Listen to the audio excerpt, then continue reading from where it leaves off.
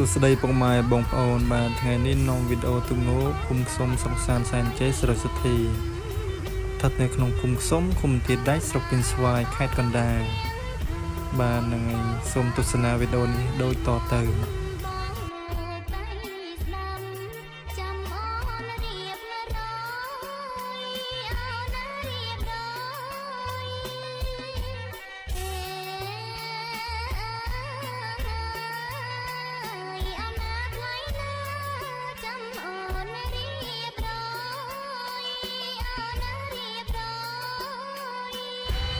បាទហ្នឹងហើយបងប្អូនបានមើលហើយទស្សនាហើយបាទកុំភ្លេចជួយ like ជួយ share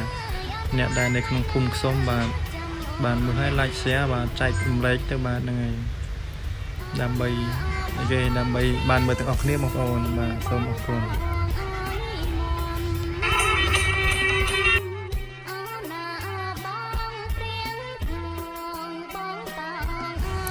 បាទហ្នឹងហើយបងប្អូនដល់ពេលយើងដាក់សក់ដាក់ផ្សែងចងកចងអីហៅទៅបាទ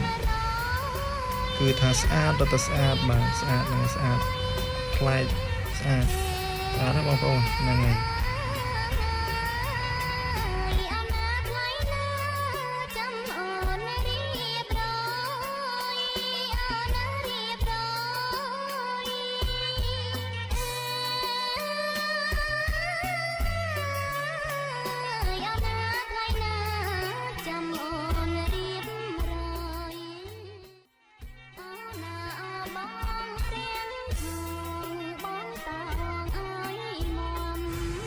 បាទចង់បញ្ចប់វីដេអូនេះបាទសូម